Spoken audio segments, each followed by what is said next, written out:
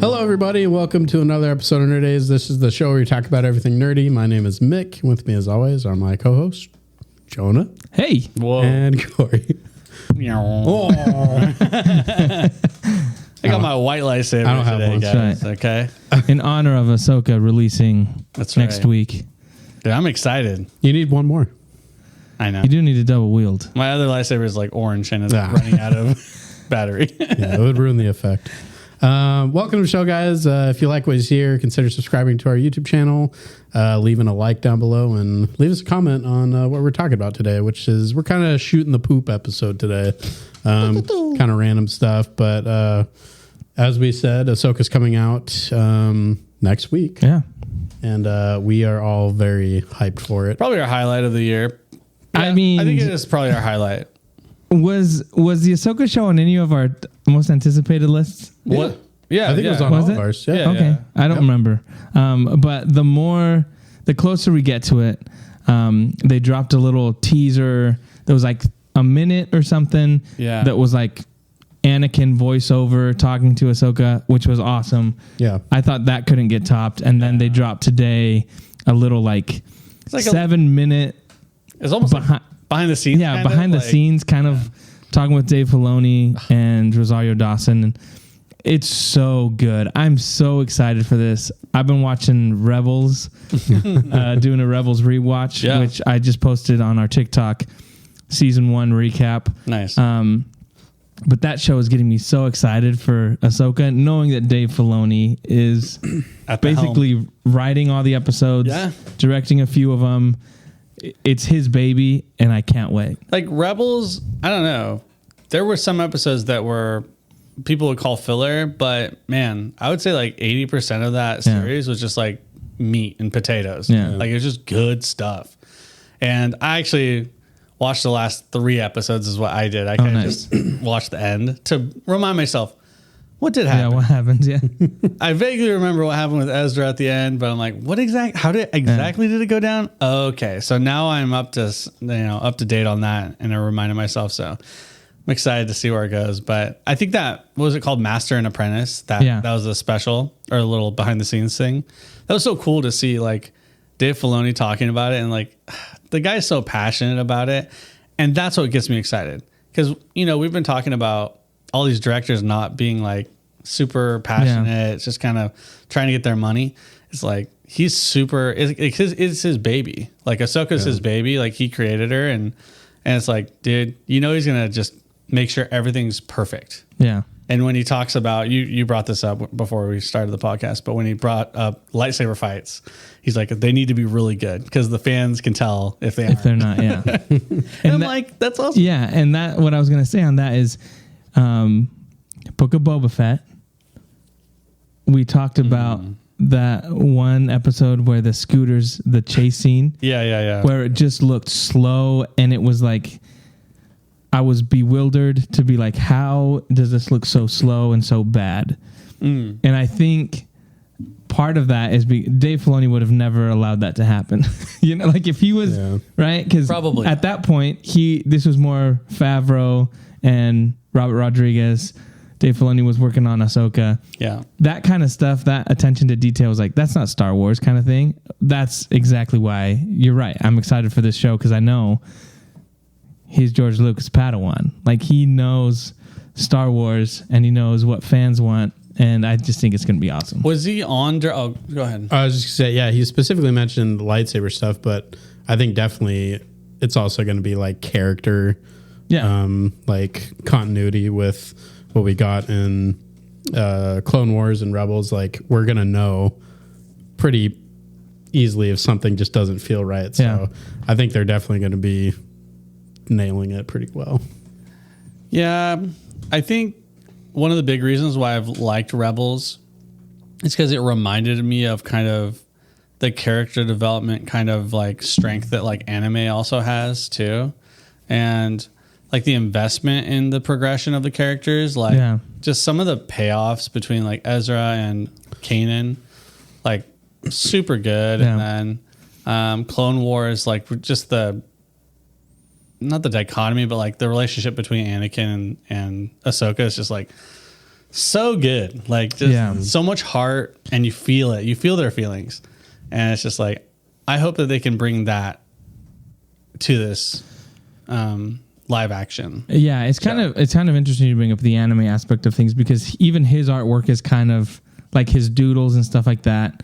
Is really based in the kind of that samurai kind of stuff. Yeah. And even, he worked on Avatar: The Last Airbender. That's where he started kind of that whole vein of things. I know that's not anime, but like just it's still influenced by that kind of stuff. It's a close, I would call it a hybrid. And so for me, that's what I really like too, and I agree with you. There's those elements. Rewatching Rebels, I'm kind of shocked because I didn't remember the first season to be so good as far as like, I'm like, oh, this is a great episode. Oh, this is a really good episode. And I thought like, later on it gets even better. But I was like, even for the first season, he's dealing with stuff like emotional things between Kanan and Ezra, with Ahsoka, with Vader, and how that works. And the other thing is the music they use. Yeah. It's like the first time they use like full Star Wars. You get the Imperial March, you get the Rebels theme, you get the Yoda's theme, you get all these like the Force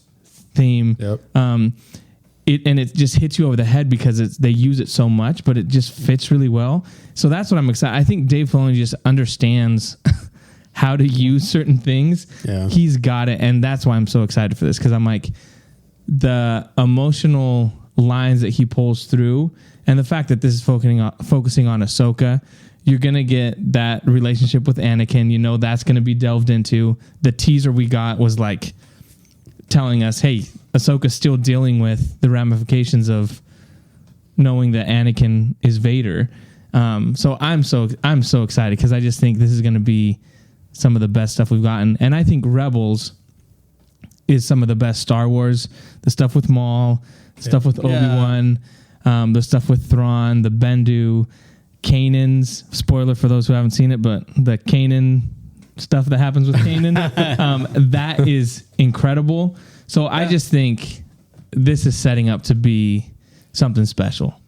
Yeah, I think in terms of having somebody that really knows Star Wars working on a project, when you can't get George Lucas, the next best thing is Dave Filoni. So, and I'd argue this might be controversial. I would say, I know what you're gonna say. I think Dave Filoni. Don't. I'm gonna say it. Don't do apologize. It. Don't do it. I think Dave Filoni has a better handle on writing dialogue in a way that works better. I agree. Okay. Yeah. Dialogue, definitely. And because he has moments where you're just like, man, that was emotional. There's certain things, even a small thing like in the Book of Boba Fett, the episode that he directed where she's with Luke and she just looks over at Luke and says, "You're just like your father," right? Like that, just little stuff like that it's not heavy-handed. It's just like simple and subtle, but it means so much. Like he has a handle on that where I don't think George Lucas did, especially in the prequels and stuff like that. I think George Lucas is pretty notorious for writing hard to say dialogue. He writes great stories, but the micro level of like what the characters are actually saying in moments. Yeah, and Harrison Ford mentioned that. It's always a little that he changed things. Right. Like I can't. This doesn't sound like a real human. Right. Who talks like this? Yeah. No, I agree. I thought you were gonna be just totally blasphemous, but no, I think you're right though. Yeah, I can't really argue with that too much. And I think that Dave kind of has this cool like fusion of, obviously he's younger and he's more modernized, but like he has different experiences with the Last Airbender and stuff like that. Yeah. So he's got other things to kind of like fuse into how he does things. So he's doing his own thing, but the core stuff that he's doing, he was taught by George Lucas. And so it's like, it's just, that's why, like, you guys hear us being like, oh, he's the best. He's the best. I mean, he's been trained by one of the best. And so, he's put in the work. And there's so much evidence of how he can be such a great writer with his animated stuff. And so, I mean, if you doubt it, watch that Master and Apprentice little spot on Ahsoka. Yeah. We highly recommend it because it was cool to kind of see just like George Lucas is kind of like, he's proud of his, apprentice. Yeah. It's just cool, and man. I love that. They mentioned that George Lucas went on set to watch him film his, the episode where he had Ahsoka in season 2 of Mandalorian. Yeah. And that kind of stuff is cool. Because I do feel like George Lucas is a little bitter at some of the stuff that Disney has done. For sure. But when it comes to Dave Filoni, he's like, nah, that's my boy. Yep. Right? Yeah. And that's cool. And it just makes me more excited for the show because there's care for the characters. Dave Filoni's not going to let Ahsoka just be written by somebody that doesn't understand the character. And that's why he's always said, no one touches Ahsoka. I'm the one, unless I write it or unless I have a say in it. Yeah. That's mine. So that's what I appreciate too, is I'm like, we're going to get someone who cares for these characters. Much like my biggest gripe with DC and feeling like people that have taken over didn't care for the characters, so they just kind of whatever, and it's left fans being like, no, but I cared for that character, right? That's not going to happen with Ahsoka. It's the same. Maybe we have that complaint with what they did with Luke with Rian Johnson, right? Sure. In The Last Jedi. I know Josh would disagree, but he's not here, so suck it, Q. True. But there is that element where I think a lot of people felt slighted because they're like, man, it felt like you just threw away a character I loved. Yeah. So I just think you don't have to worry that Dave Filoni's going to be like, now in episode 3, Ahsoka's going to completely change what she is and just, whatever, because he understands that character. So that's going to be awesome. Yeah, it's really crazy to think about in the industry, characters being written by people that just don't care about the characters, but it happens all the time. I'm sure. I'm sure that's or they just misunderstand the character. Right, maybe it's not out of just laziness. Maybe it's just they just don't fully understand it enough. I feel like that's kind of what happened. In my opinion, that's what happened with Luke. Is that I don't know. It felt like they kind of ignored all the things that he did in his past. Yeah. And then they're like, oh, but what he's doing is way more meaningful, guys. I'm just like, no, because he went out of his way to physically go stop Vader, and he disarmed himself, and he was their I believe in you type guy. What he did in those movies didn't go smoothly with it. It wasn't correlating directly to his character. Right. And I think what you're saying is true. There's an element where even it's how can I make this character more edgy, right? I agree with that. Where it was and here's the thing. I know we were talking about Ahsoka, but now that anything goes. Guys, this podcast is whatever. I have no problem. And this is kind of my there's those that defenders of Last Jedi.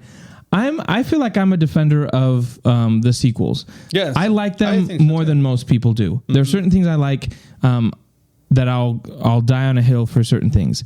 But where I do kind of feel like the people that love and defend Last Jedi to the death, they don't understand is I'm okay with the fact that he doubted. A lot of people are like, Luke should have never doubted. He should have never ignited his lightsaber when he saw what Ben Solo was thinking, right? Yeah. I'm okay with that moment. What I'm not okay with him is him abandoning everybody to that fate. That's not what he would have done. That's not who he is. Right? He would have been like, I got to go get Leia. I got to go get Han, and be like, hey, Ben's been influenced by Snoke. This is what's going on. I need to make this right.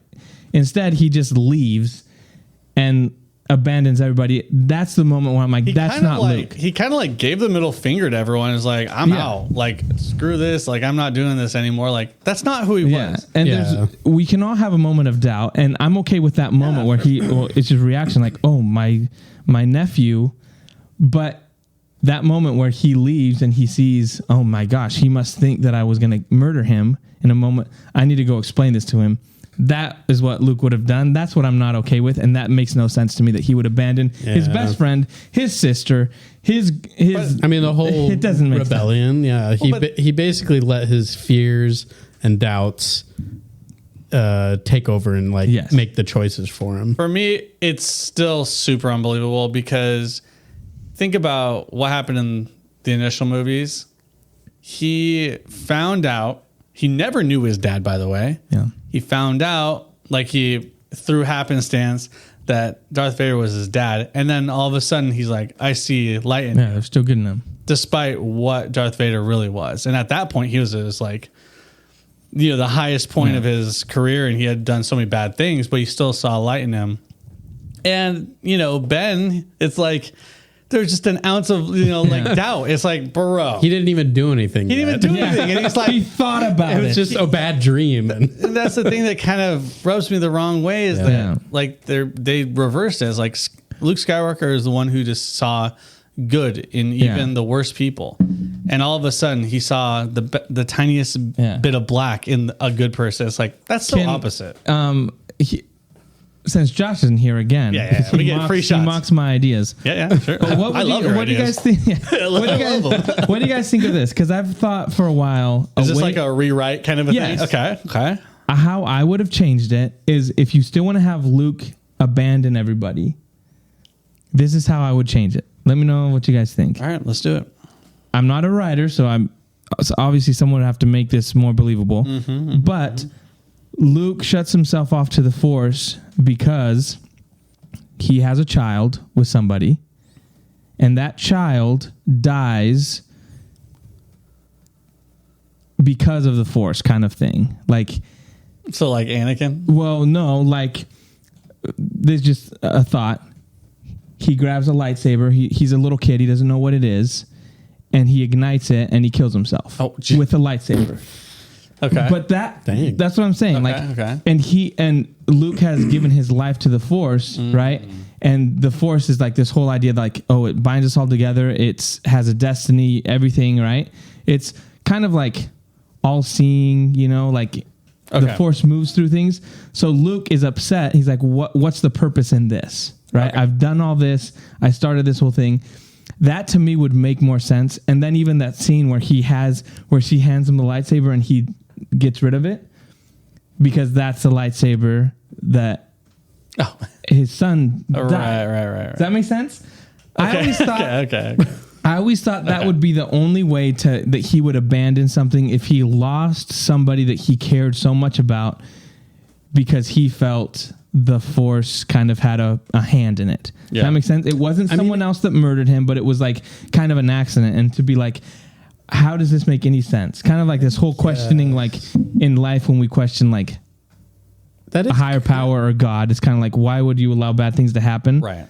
That is kind of close though to what like the ultimate reason that he left though. I mean, he was the one that was like blamed himself, but then ultimately he was like, the Jedi and the Force is evil and stupid. But I just feel like the step to him to getting there wasn't believable. Like I saw my nephew have some bad thoughts, and that pushed him over the edge. To me, it's like it needed to be for me to really believe that, it needed to be something like devastating. My issue is like they could have written anything else, and they could have written the fact that maybe it wasn't Luke that put himself there. Maybe somebody else put him there. Maybe Snoke put him there or something. Like it didn't have to be Luke that was the one that was like, I'm going away now.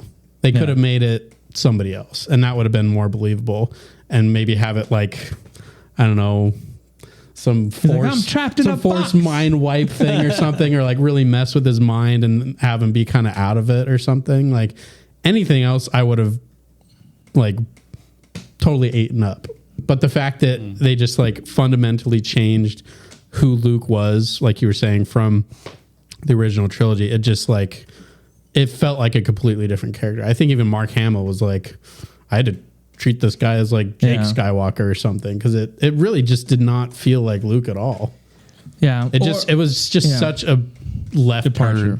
And maybe it would have like been easier to swallow if we had seen like movies in between that and there was like a more subtle build to like the Luke that we got. But the fact that like the last time we saw him was in Return of the Jedi, when he was that like hero of the story, like always doing the right thing no matter how hard it is, willing to like sacrifice his own life for his relatives, for his loved ones. And then straight from that we get this guy that just is not that Luke. That was like, I think really hard. Here's how you do that. I got it. I just figured it out. Guys, by the way, we are not part of the writer's strike. Yeah. We aren't in the union, so we can write all we want. He if you want to make it that he shuts himself off and he decides to do this, then you make it because he has Force visions of Han dying, Leia dying, Ben Solo dying because of him. So because these new forces are coming in, Snoke, whoever, Palpatine, whatever, because they're coming in, he in the Force is seeing that him being involved is creating these forces to come, and it's costing the lives of his family. So he's like, if I'm involved in this, they're going to die. So therefore I have to separate myself so that they can have a chance to live. I think that actually could work really well because that is such a good like mirror image to what happens in Empire. It's like the opposite. He sees these visions and he goes out to help. Tries to stop it. Yeah. It would be like, in order for that not to happen, I need to diminish. Right, exactly. That would have been 10 times better. That's how I think I would agree with that. And then Rey comes to him and says, they're dying anyways. Right. Right? You're not, the fact that you're not helping, like, because Han's gone. Right. Because that still is a like selfless act that Luke would have done.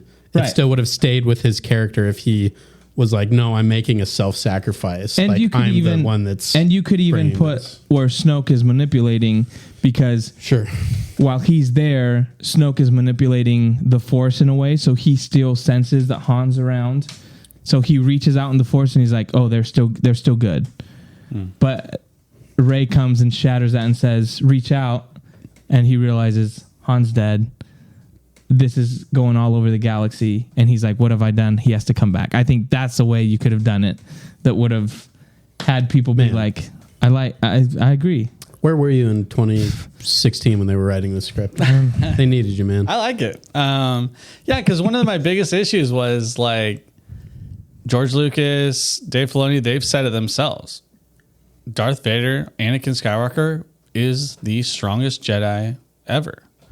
And so the way they kind of flipped Luke to try to be like more powerful than Darth Vader, I didn't really like that because the whole like astral projection thing, no one really had done. And so it's like, I think they were trying to do this like big power move. Yeah. And I just felt it was like, why are we doing this to this character who's really the opposite of that? Like, he's very powerful. Don't get me wrong. We saw it in Mando season 2, but like, yeah, I like that idea. And then you bring him back, and he's more of a master to Rey, and you know, the rotation, you know, the whole cycle of life continues in Star Wars, and he becomes that father figure for Rey, and I love that, and it makes more sense because I feel like in that trilogy,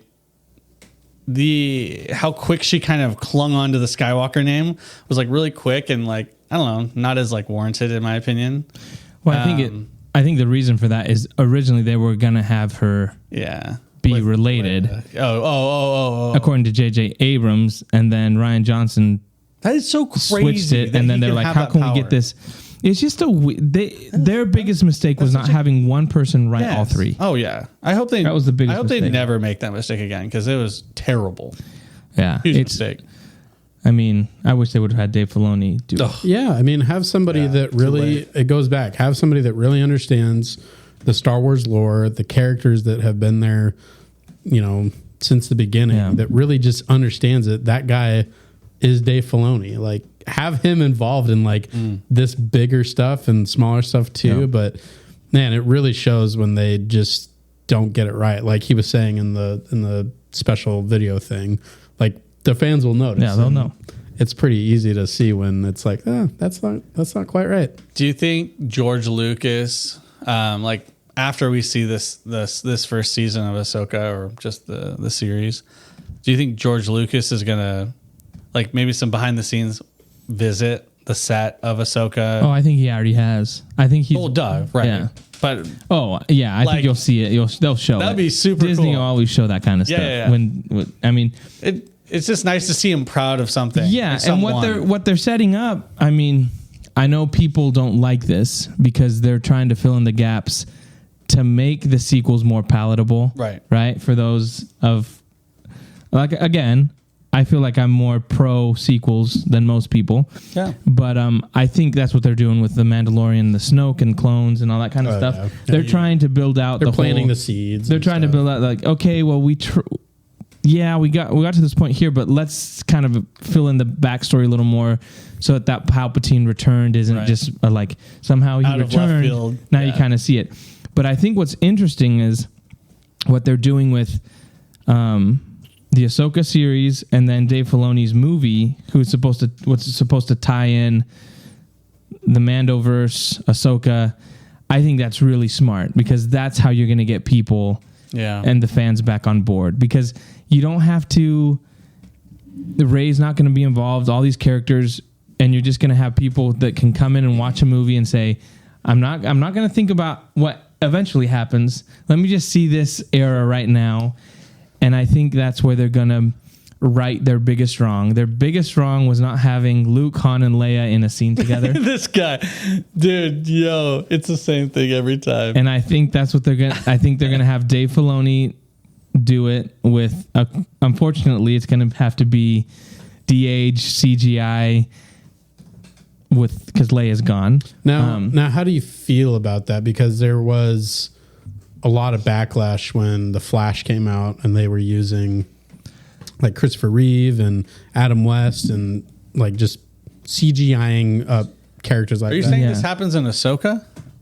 No, I'm saying in the movie. After Ahsoka, Dave Filoni's doing a movie. Yeah. Okay, gotcha. That's going to wrap it all up. I think they do it in that movie. Does that kind of stuff bother you, or do you think there's a moral dilemma with that? I think there is. You're talking to the guy who wants Han in every movie. That's right. Yeah, but I mean, Harrison Han's Ford's still still alive. I'm talking mainly like Princess Leia. I think but he'll take anything. They've already used her, and before she died, she gave the blessing to do that, and her daughter has given the blessing to do that, and she's been the stand-in for it.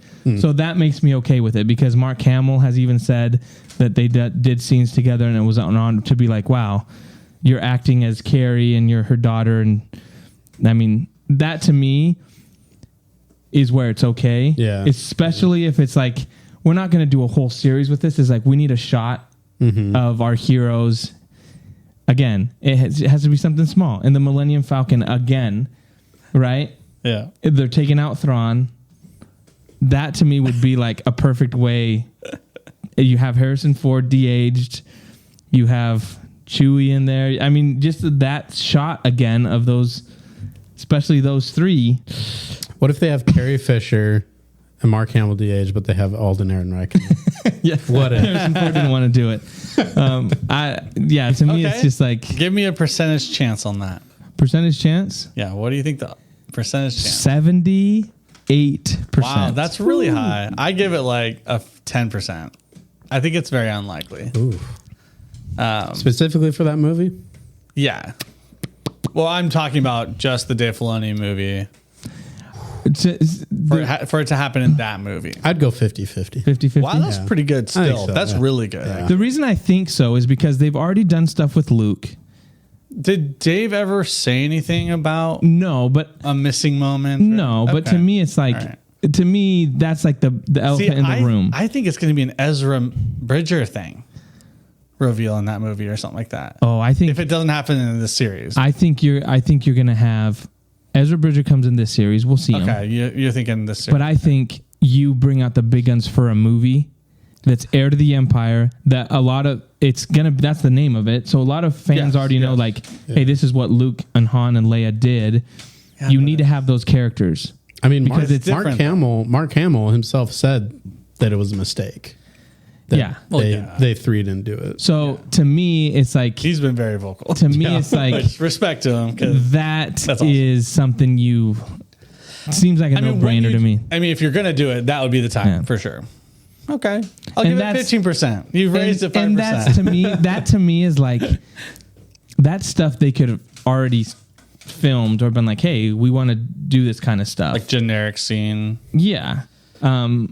Yeah. We just need a shot, a scene. And you don't know how many stuff they filmed, even with Harrison Ford doing Dial of Destiny, the de-aging stuff. Like, I think there's been talks Would you with that kind of stuff. Would you take a scene where it's actually zoomed down a little bit more, and like it's not like a close up of their faces, and it's more of like a symbolic kind of thing instead of like I don't think dialogue? I don't think it's going to be a high I think it's going to be just the shot of them, even if it's at the end of the movie. Yeah, but to be like, that's the shot we wanted in the sequels. Yeah. But you killed Han in the first one. He just says, punch it. Yeah. And that's it. Punch it, Chewie. Yeah. That'd be cool. I mean, I don't know. Maybe. I wouldn't be against it. That's if there's anyone that can do it and we talked about this and feel like it's meaningful, it'd be Dave Filoni. And respectful. Exactly. Yeah. And that to me is like, that's why I'm like, I don't want anyone else to do it. Yeah. That's where you get Dave Filoni to be like, yeah. It wouldn't be cheap. He'd know exactly how to do it in a way that's like, hey, this is what fans want. Yeah. It's not going to be just like a cash grab. Character. Yes. That's the most important thing. Yeah. So yeah, he would do it in a way that serves the story. Oh, absolutely. That and I think just feel like a cash grab. And I think he would totally talk to George Lucas about it and be like, hey, what do you think about this? Yeah. Yeah. Yeah. I think in general, like, yeah, you can't rewrite what they did. Like, no, you can't. Unfortunately, we can't go back in time and just, just kidding. So they have to roll with whatever they did. But there's petitions online. Leads me to my next question. If you had a time machine, top 3 things you would go back and change. Number 1, Star Wars. Just Star Wars. Yeah. 2, Hitler. And then 3 is what?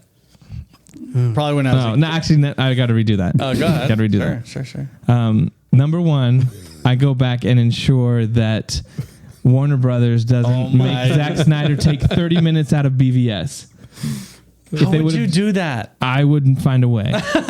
You're not a superhero. You know that, right? Like the Flash, like, Zach, he's the key. Right? So that's one. All Star you do Wars. is just move one can. I went too far back. Solves everything. Yeah. And then the third one, I don't know. I feel like if I can't get involved in world history, it's just like little things I got to do. Little things. You know? Yeah. That's what matters. Maybe Messi not winning the World Cup. You like mess with something. Yeah. I go and break his foot, so he's out. Oh, that's a big thing. No, just the pinky toe. Yeah. Just enough to make it up. Those are my 3. I'm sticking with them. Wow, that's great. I wish they would push forward the High Republic stuff. They're canceling that apparently. Yeah, that's too bad. So the rumor is that their last like 2 books are coming out, and then they're like done because it hasn't done well. It hasn't done well. But no one reads books, bruh. Here's the problem. Why are they basing it off of that? Here's the problem. I enjoyed some of their books, but they started going into like the typical aspect of like, oh, this person is a fluid Jedi, and this person is like stuff that people are like, I don't care. Okay. Like, and so that kind of started happening a lot in some of the books, and people just stopped reading them. Okay. So they did comics too, and people were like, it's more like, you know, real life political stuff that's going on. Okay. And people were like, I'm not interested in that. Yeah, sure. So that's my thing. Write good stories. If you write good stories, people will go and seek out your media. But if you're doing okay stories, but to preach or have like a message in it or something, then people are going to end up being like, I'm not going to spend my money on this. And to be honest, people go over this all the time. There's always some messaging. And absolutely. But it's way more minor than what it is now. Like nowadays, it's like slapping you in the face with it. Yeah. Well, perfect example, like the casino stuff on whatchamacallit? Canto Bite. It's like a perfect example is in Rebels, right? The story is so strong with Kanan and Ezra and all this kind of stuff, where you have these characters going back and forth and the development, and at no moment do you feel like, oh, they stop in the middle and do like this heavy-handed, like, you know, whatever it is, like whatever we're dealing arms to other people. Like, what is that? It's never about that. It's about like how do we help these people, you know? And I just feel like now it ends up becoming more like, hey, let's put this messaging in here and really like beat you over the head with it. That's like the primary goal, and then the secondary is the actual story with the characters. Right. Yeah. And you don't get invested in the characters because you're like, the characters aren't real people. Right. Because what they do is they end up going on a monologue to establish whatever political, it left or right, whatever. The immersion of the story for sure. Oh yeah. So that's what I think happened with the High Republic, because they ended up being like, that's so sad. It's just so weird. much potential. Well, and that's the same thing that people are saying is happening with the Acolyte. Because I thought they were going to do like an origin story. Are they still going to do the origin of the Jedi, like the Force users? That's one of the movies that's coming out. Okay. So they are doing the first Jedi. Okay. But the guy that's doing that is the guy that did Indiana Jones. So who knows if that's still, because Indiana Jones didn't make a lot of money. Okay. But so those are the movies that are coming out. There's one that takes place after the sequels, which has Rey in it, the Dave Filoni movie, and then the first Jedi movie. Honestly, what I would do if I was Disney, if I was Kathleen Kennedy, I would just be like, all right, how much money are we going to spend in the next 2 years on Star Wars series or movies, right? And then just put that into clone research and try to get Dave Filoni cloned at least a couple times. Then he could just make all the movies. That's what I'm saying. I think they should make him the head of everything. I hope he has his hand. I hope eventually his hands are in. If they're smart, they do that, because it's just How much longer do you think Kathleen Kennedy is in charge? I don't know. That's every week it feels like politicians, she's out. Politicians work until they die, basically. So same thing can happen. I mean, even if I don't think she's necessarily the problem as everyone makes it out to be. I don't think she is, but she's still the president. She's still like, oh, absolutely, has stuff. She makes decisions. That is on final her. Say. So. But I do. My big problem with people that are like, Kathleen Kennedy is the worst. I'm like, okay, you got to take the good with the bad. So yeah, she's made some dumb decisions, but she's also made some pretty good decisions. Yeah. Putting Dave Filoni and Jon Favreau together, that kind of stuff. I mean, she greenlit Rogue the final One, of the Clone Wars, the series, Rebels, Mandalorian, Rogue One, Andor was pretty good. So like, there's stuff that she's done. The Obi-Wan, she's not the one writing the scripts. Nope. So I'm like, she's put certain things. I didn't mind the Solo movie. I mean, I heard that, So to me, I love Solo. So to me, it's like, yeah, she made some, but again, she didn't tell Rian Johnson to do the stuff that Rian Johnson did with Luke. You know what I'm saying? So yes, she kind of approved it, but at the same time, it's like, you got to take the good with the bad too. I don't think she's fully to blame. Could she be better? I don't think so either, but she could have improved for sure. But it is true. Like, I feel like every week there's something like, oh, Kathleen Kennedy's out. Yeah. She messed up again. Like, oh no, it's just a rumor. Yeah. But anyways, we are super excited for Ahsoka. Next week, we are going to be doing our predictions. I've got 40 that I've kind of. It's all over the place. It's random stuff, and we're just going to see who wins at the end of the series. Who got most predictions right? There's actually a trophy. There's a trophy on the line. If you're going to watch the Ahsoka series, you can play along with us next week. Just put in the on our Facebook page or wherever you are at, put what you think your predictions are. And when we drop the 40, I'll also put them out on Instagram. But yeah, play along with us. We'll see what happens. We're going to move on because I wanted to ask you guys what you guys thought about this. I haven't watched the next season of The Witcher. Okay. But so it's the final Henry Cavill season. But the showrunner came out with these comments that were just like insane to me, that made me not even want to watch the final season of Henry Cavill, because she said that she found Henry Cavill's enthusiasm to play the character extremely annoying. Yep. And that to me is like, listen here.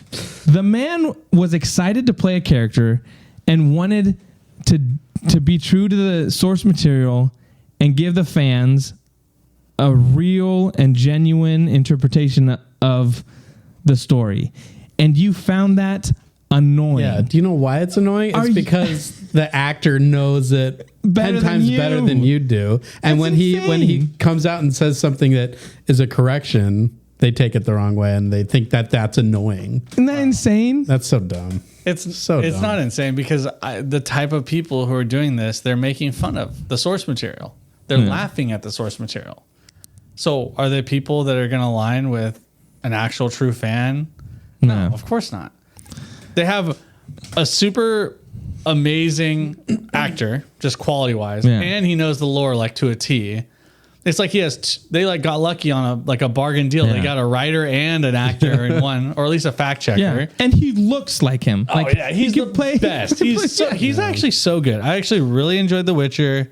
I watched the first like 3 episodes of this season, and it's just like, they are not following the games or the books, and they're doing their own thing, and they're making it more about other characters now. And so it's just like, it's frustrating because like, you guys were doing good. Yeah. On the first 2, I really enjoyed The Witcher.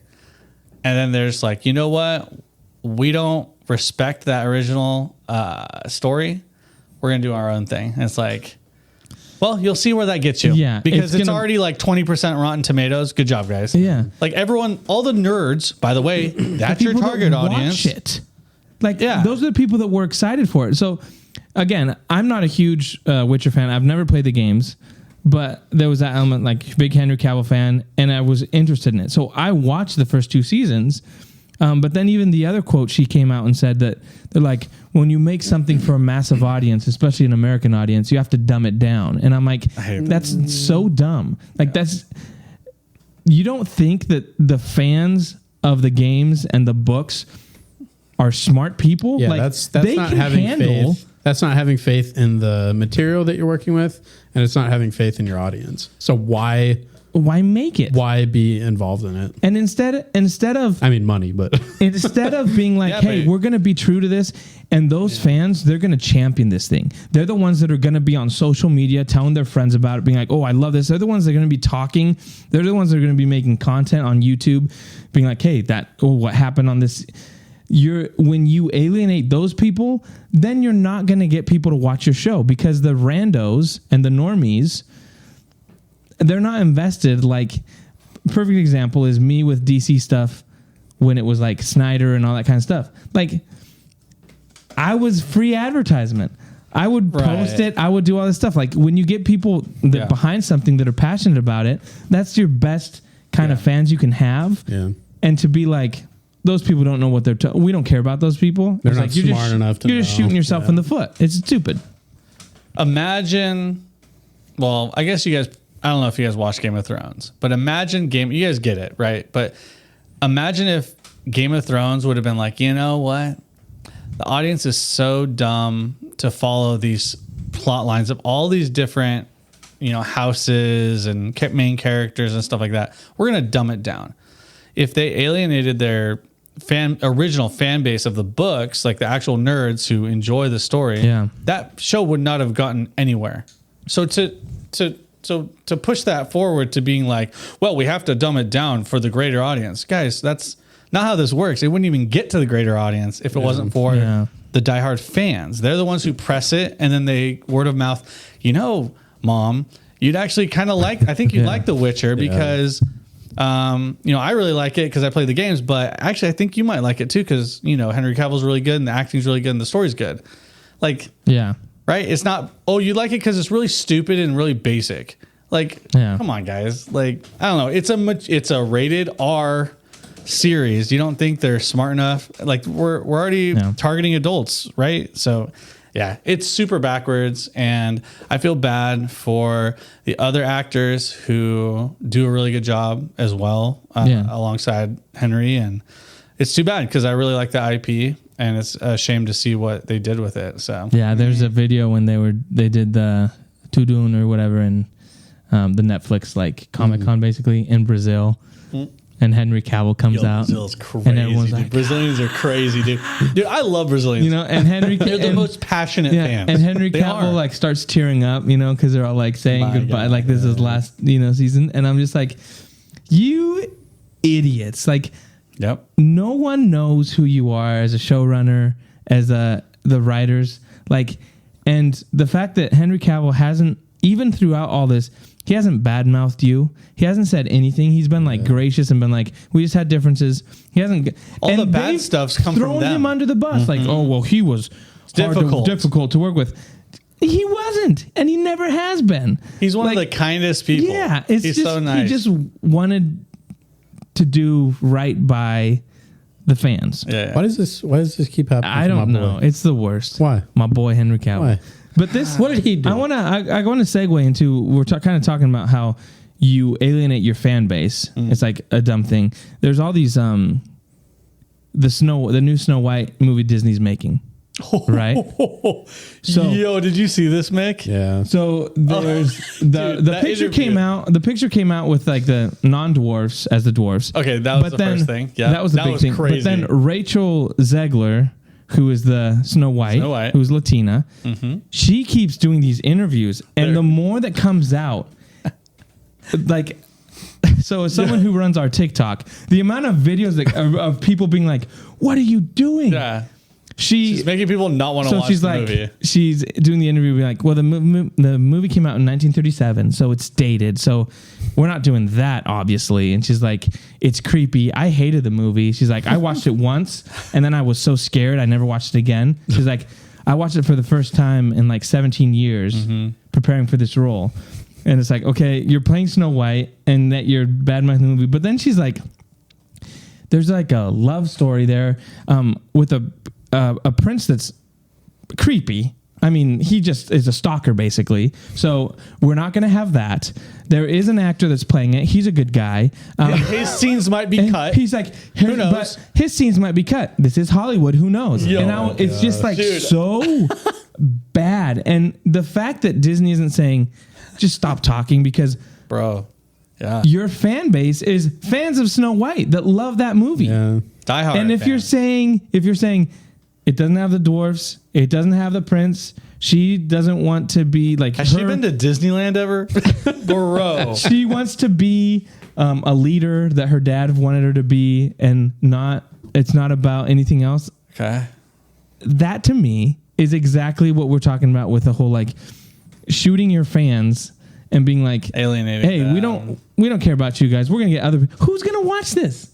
No one's going to watch this. When has it become the norm, or since when has it become the norm to just crap on your own work and like think that that's smart marketing? Like, I don't know. Like, yeah, it is I just feel like I see that so much now. I think it's a lot of young foolishness, kind of being like, I don't respect the writers that came up with Snow White.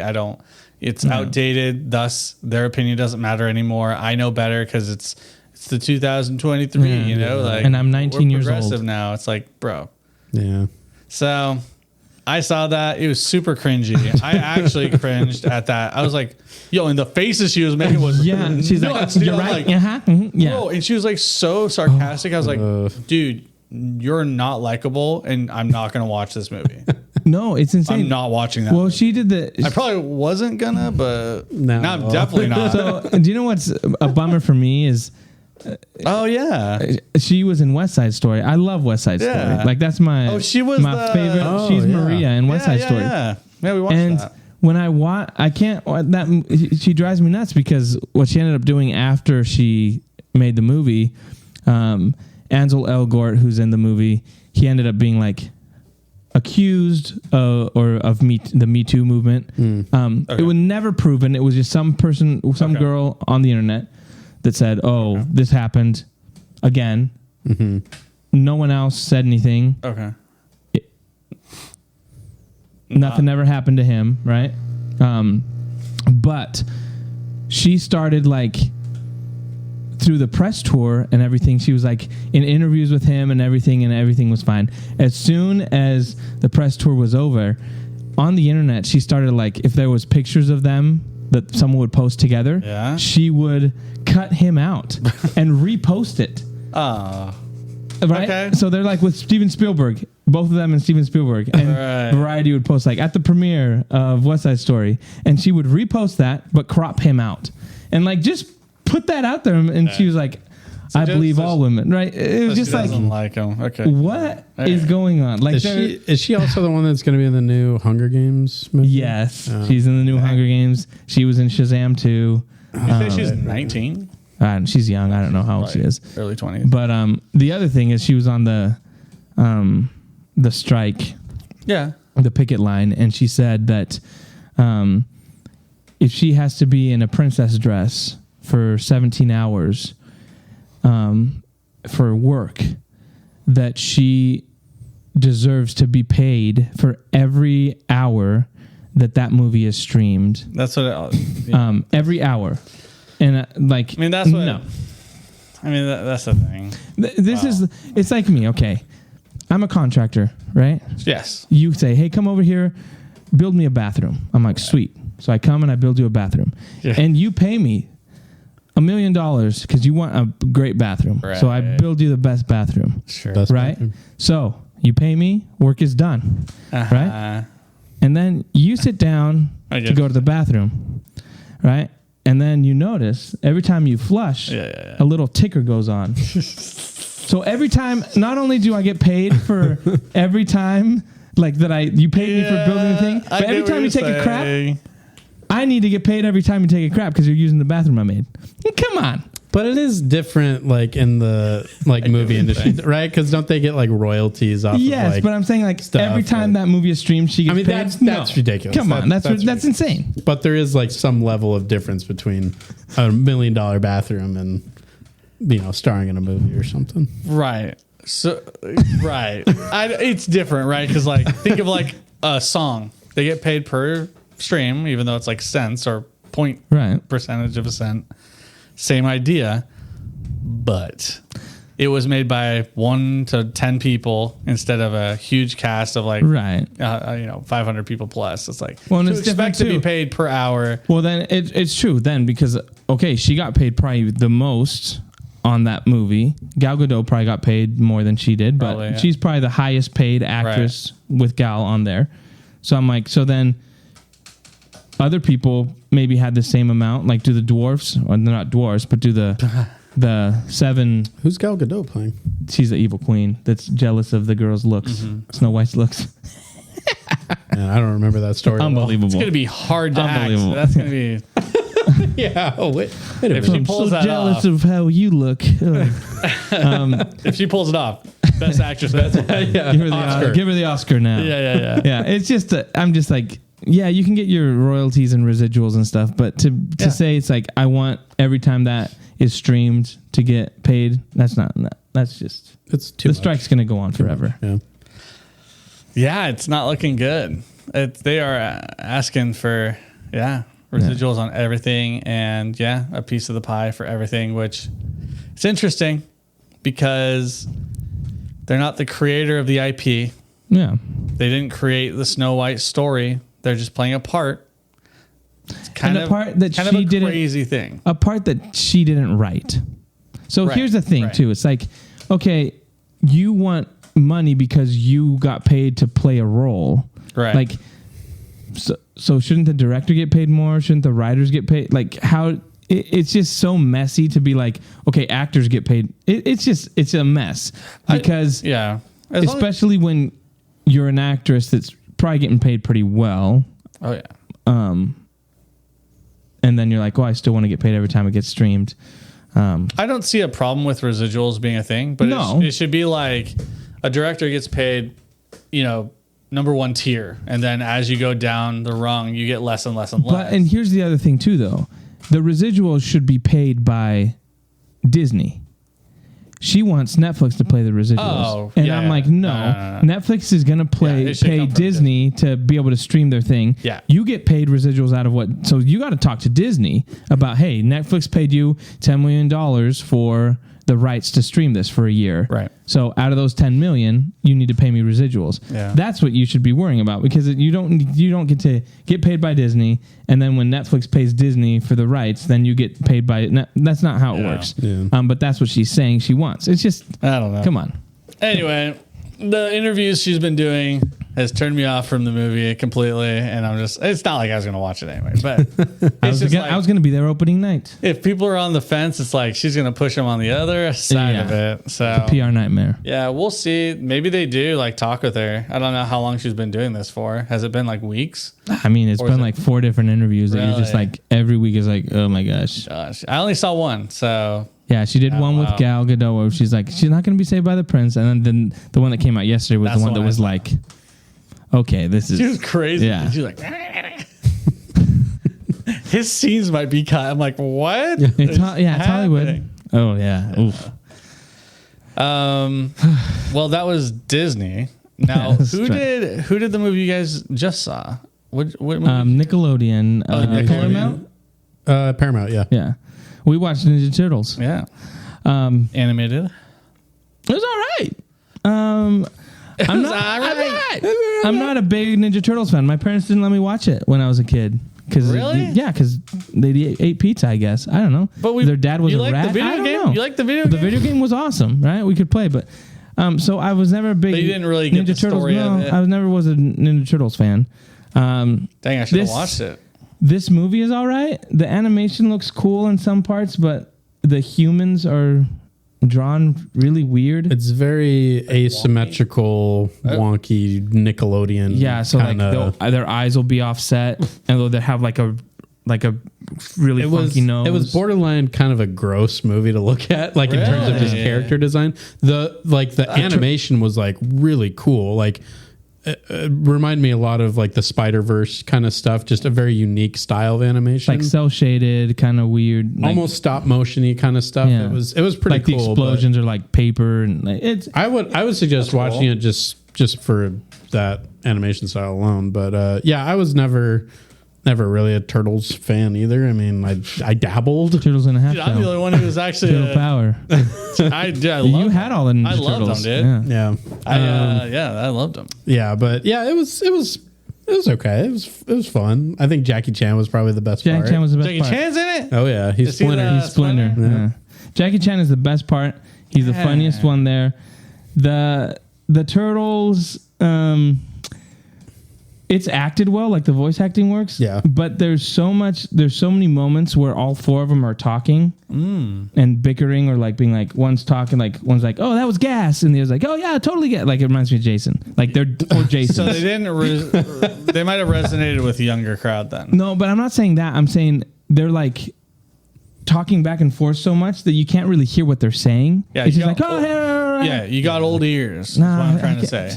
The kids are all in Adderall nowadays. I think you're right. It made me feel a little old. Yeah. But so that was kind of like the first time you're hearing it.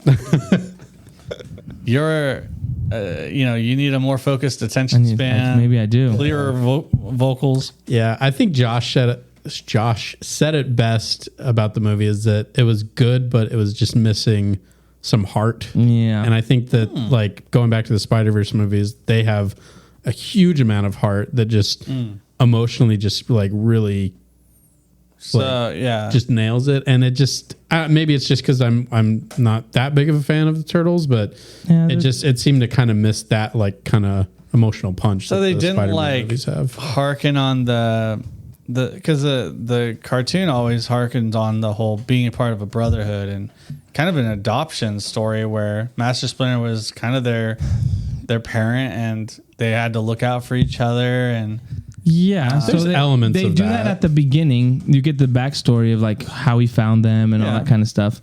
But like throughout the story, they don't really go back to it where you have that moment where you're like, where they have that heart to heart. It's just kind of, there's nothing really there. Yeah. So you're right. There's not. So it wasn't as deep as you'd want it to be. No, it was missing that. So the action was cool. The fighting was cool. Again, the other thing too is, I feel like Into the Spider-Verse, I really like the soundtrack. I didn't like the soundtrack of this one. Oh, really? Didn't really stick out. Was it too like modern? No, it's more throwback rap. Oh, okay. Right? You feel like it's more throwback, like what? Early 2000s? Or like Tupac? No, like that kind of like, okay. Like Brooklyn, like the, like that. "Yeah, here we go, everybody in the house now. Come on, everybody, here we go. Yeah, go."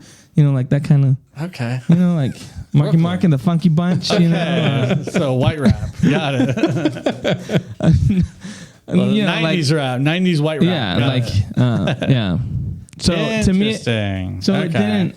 I really feel like Into the Spider-Verse has more like nuance, and their soundtrack, like, oh, that song was really cool. Yeah. This one's just more like, yeah, I don't know. It's more in your face. Sure. So, Okay. I mean, I'm sure some people really liked it, but for me, it was like just not my style. Yeah. Okay. Yeah. I think the big thing is that it comes across as more of a movie for kids, which is fine. I mean, that's what it's probably meant for. But the Spider-Man movies really have more of a mature level to that. That's too bad. Because, you can do that where it's super awesome for kids, but also, you guys enjoyed it as well. So, okay. Well, I'll probably check it out when it comes out digitally, probably. Yeah. Because, I wonder if I'll take it differently. But what do you guys get it out of 10? I'd probably give it a, I don't know, 6.5. 6. 6'9". 6.9? Nice. It's probably a movie I won't see again. Yeah, I don't. But you enjoyed it to some degree. Like, I had fun. I had fun with it. It was just, for me, it was just kind of forgettable. It's not like I was looking at my watch, like, when's it going to end? It was like, oh, it's moving through. I like this kind of stuff. Okay. But it's not like something I'm like, one of my favorite movies of all time. So yeah, like as soon as Across the Spider-Verse came out, I bought it on digital and I've watched it like a few times. I really like that movie. I can't really say the same with Turtles. Okay. Turtles in a Half Shell. Turtle Power. Turtle Power. And Did they say that? I don't think they did. They didn't say Turtles in a Half Turtles in a Shell. half shell. Turtle Power. I don't know. They had the Go Ninja Go song in there for Go Ninja, go a little Ninja, bit. go. Yeah. Go Ninja, go Ninja. Really? Yeah, it was like on a car radio or something. Sick, dude. Yeah. Are any of you guys watching Blue Beetle this weekend? I'm going to watch it. I want to support the movie. Bree wants to watch it. There's been some reviews that have come out and they're positive. Yeah, you hear the review. The best DC movie since The Dark Knight. Here we go again. The best ever. Since the Nolan trilogy. And who's saying it? Nolan. No. Tom Cruise. That's what I'm saying. I did see an interview with the director, and the director's like, man, I'm a huge fan of Zack Snyder and Man of Steel, so we have some Easter eggs about and some stuff about Man of Steel, but I was like, that's cool, man. It's a shame that the people running DC don't feel the same way. Like, that's cool, but it's not... I mean... Too little, too late. It's insane. I'm kind of curious, but at the same time, I'm like... All the stuff I've seen, I'm just like, it's going to drive me nuts. Like, the final trailer that had the grandma with the gun. That played their turtles, and you were and like, I was like, that is a little weird. Yeah. Why do people... It Some of reminds the me a dialogue. little bit. It reminds me a little bit about the director from the Marvels that you sent. That was just like, there's going to be a completely different Marvel movie because we're going to be absolutely crazy and goofy and funny. And I was like, dude, did you say different, bro? That made me scared. I was like, so you didn't think it was goofy and funny before? Oh no! What are we in store for? Yeah, there was some. What was it? Was it a quote from someone? Yeah, from the director of the Marvels that I saw, and it was like, oh yeah, the Marvels like goofy, it's different, and it's funny. And I'm like, that's different. That's so weird. Yeah, like that's all we've seen in Marvel. It's all just been super funny, like funny. Yeah, nothing new. So that's what I think. Even when I've seen reviews about Blue Beetle, where they're like, it's super funny and it pays tribute to Latino culture so well. Like all the jokes are like towards Latinos, and I'm like, okay. But is this kind of like a pandering funny, like when George Lopez is like over the top, like, hey Latinos, you know about the grandma with the tortillas, right? You know, like Comal. Is that that's what I'm, and I say this as a Mexican, as a Latino. I'm like, are you going to be pandering to get Latinos to go out there and be like, hey, we got George Lopez. You guys see George Lopez is in here? And the abuelita with a gun? Come on. Like Cheech and Chong are going to show up. Like, that's what I'm thinking is going to be like. Yeah. You know? Yeah, I can pretty confidently say that the family aspect of the movie, based on the trailers, it looks like it's going to be my least favorite part of the movie. I do really like that character, Blue Beetle, seeing him in like previous animated shows and stuff. Like, I think he's a really cool character. So I'm definitely going to see the movie, and I hope it does well. It's not. It probably won't, but it's gonna get destroyed. It's going to be interesting though to hear what James Gunn says if it does bad, because they have Who said can he throw under the rug? Yeah, I mean, they have said that like this is the official first movie of the DCU. Yeah, he's gonna backtrack that. Yeah, probably because he's backtracked everything. The Flash is the best movie I've seen all year, best superhero movie I've seen. I was like, bro, Guardians of the Galaxy 3 came out the same year, and you're saying Flash is better than Guardians of the Galaxy 3. But like, he's backtracked on everything he said.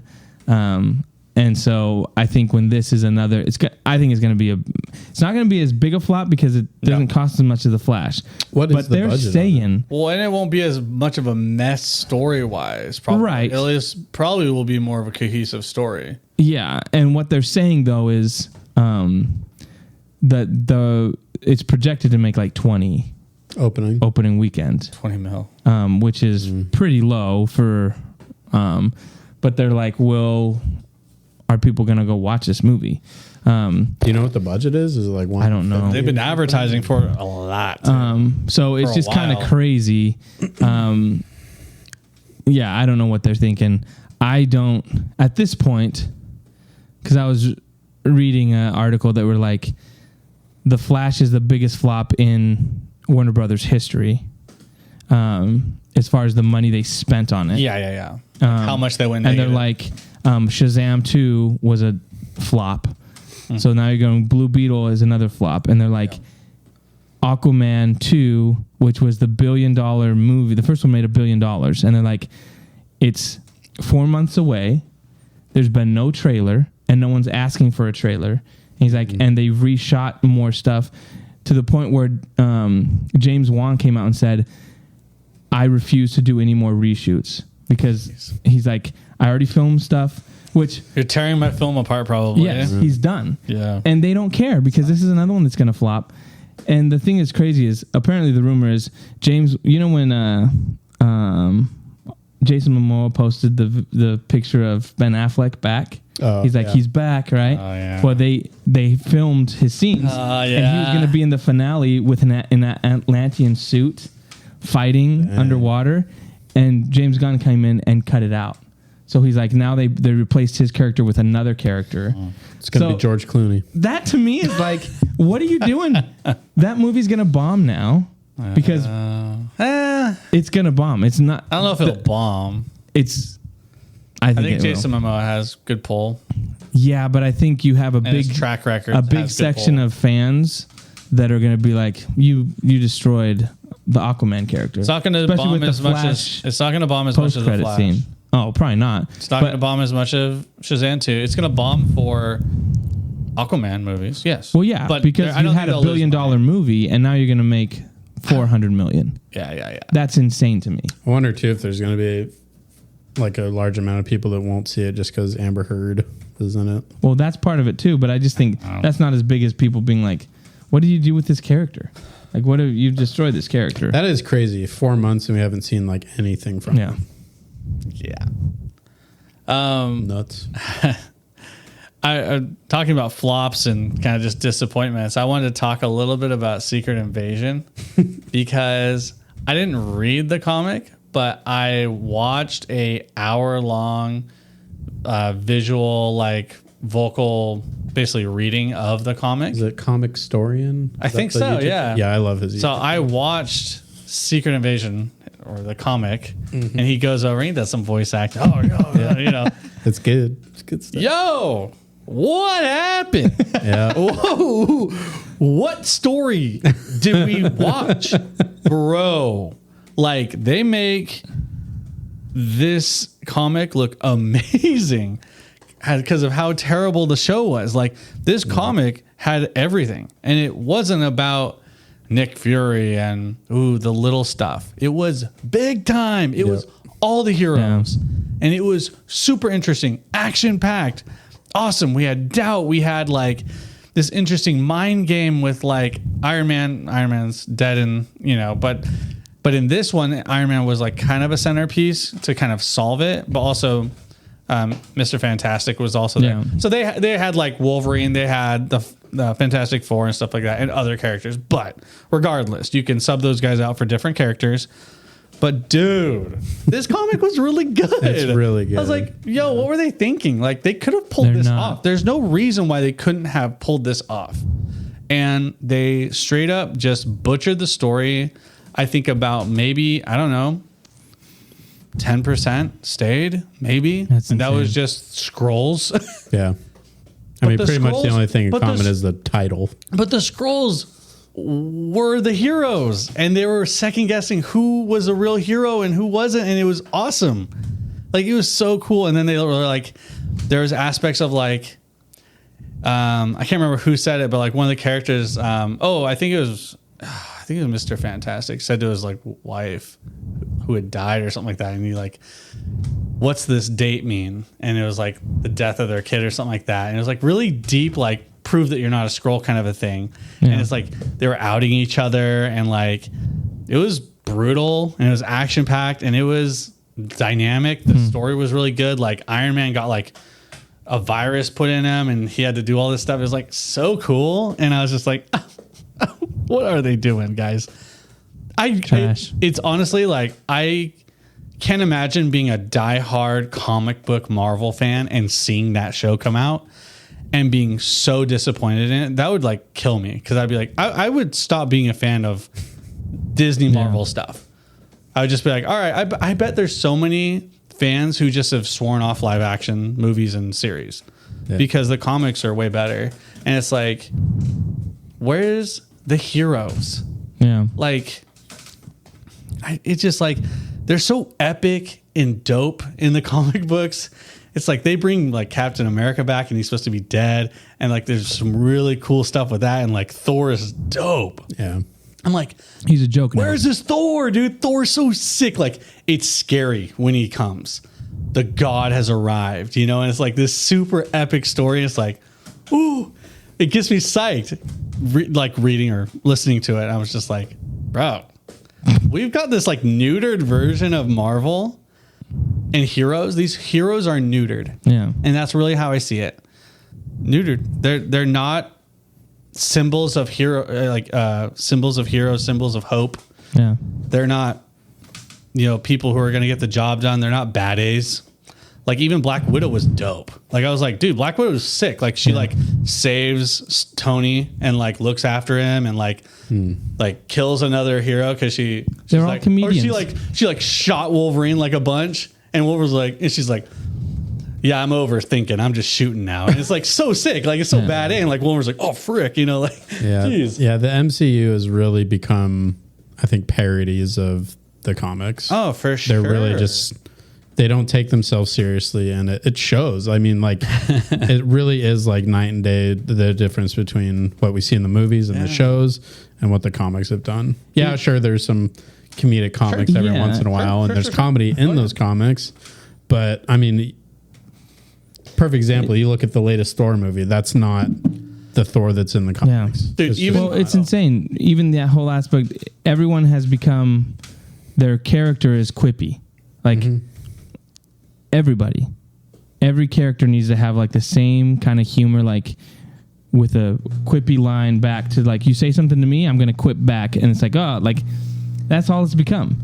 And it's like you said, it's neutered and cut down the epicness of the characters. It's like 60% comedy, like 40% hero movie, kind of. And that's what's weird about it, because like all the characters are just supposed to be funny, goofy, quippy.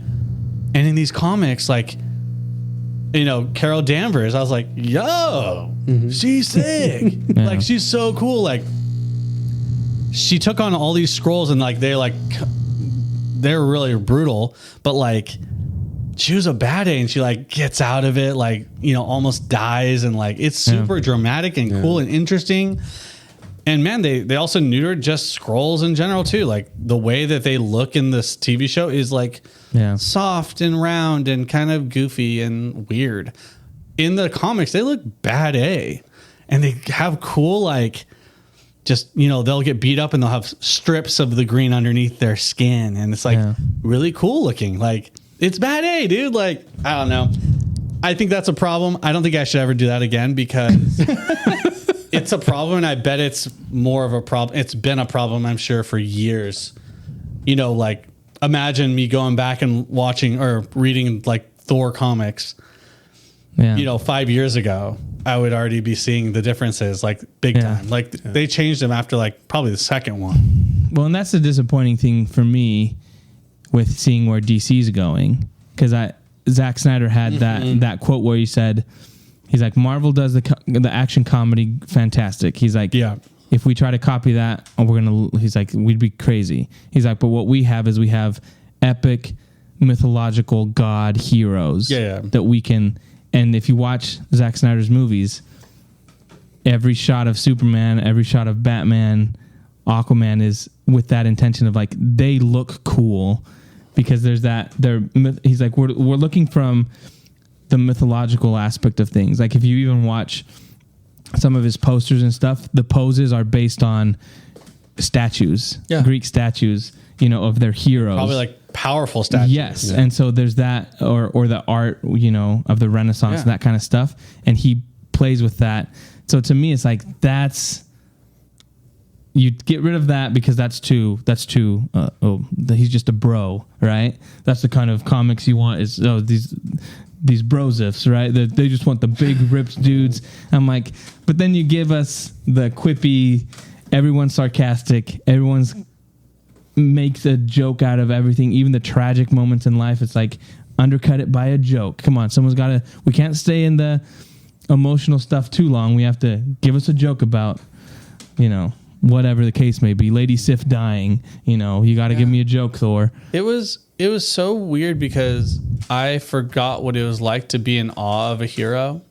And when I saw that picture of Thor, gosh, that's so sad. Coming into the, so sad. It's true. It's true. It's 100% true. Sad. Like the last time I saw an epic hero was probably Zack Snyder's Justice League, probably Superman, stuff like that. Really epic. But like, even with what they've done with Secret Invasion, it's like there's not really barely anything similar. Like they even had this cool like Marvel character.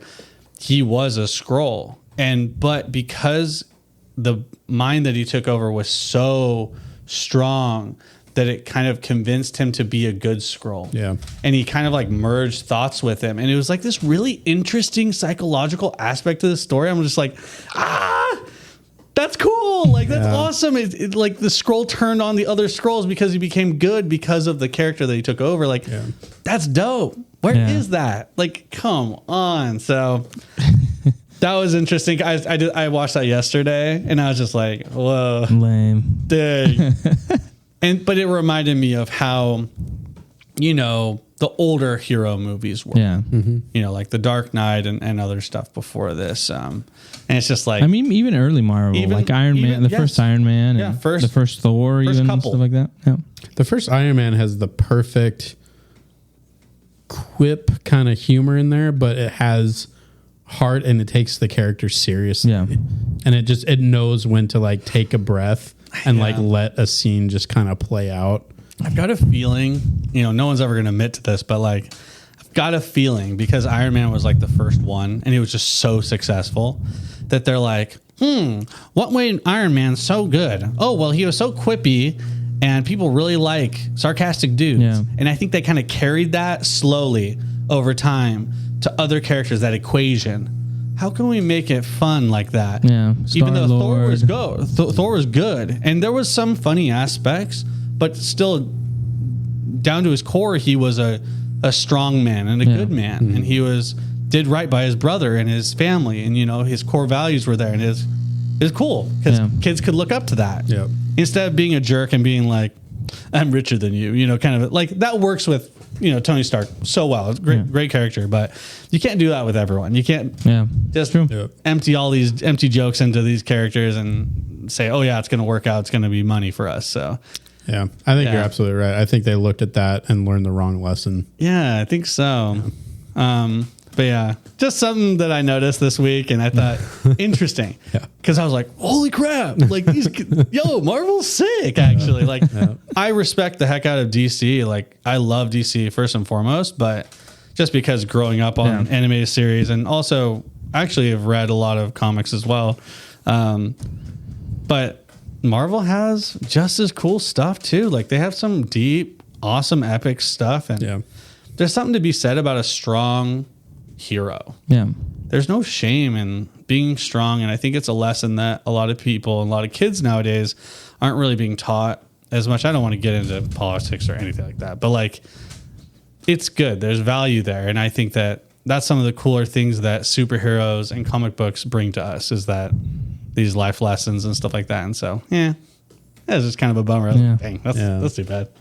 Yeah, never do that again. That being said, the YouTube channel Comic Storian is a really cool. Yeah, he basically just does kind of motion comics, and like Corey said, he voice acts over stuff, and it's pretty good. Yeah, things are pretty good. Nice. I'll have to check it out. Yeah, so I can crap on the you'll be like, Marvel's actually good. They're wasting it. Like, that's crazy. I think that's gonna do it for us this week. I think so. Yeah. Like I said, next week is gonna be our big Ahsoka prediction hype up episode. Josh should be back, and we'll all Jonah's gonna cosplay as Ahsoka. Yeah, sure. Here's your lightsaber. Got but we appreciate you guys hanging out with us. Follow us on Facebook. We're on Twitter. We're on TikTok, Instagram, and then the YouTube page as well. We put the videos up there, or Corey puts the videos up there. So subscribe and like, share, tell people about it, spread the news about the Nerd Age. And who knows, we might do a giveaway. Oh, we will be doing a giveaway in the near future. Crystal, who has done art for us in the past and done a giveaway here before, she's doing a really cool Ahsoka print artwork piece that we're going to be giving away. Stay tuned to that. We'll figure out how we'll do that giveaway, but it'll probably be in the next couple weeks once Ahsoka starts and she finishes that artwork. So stay tuned for that, and thanks for hanging out with us. See ya. Bye.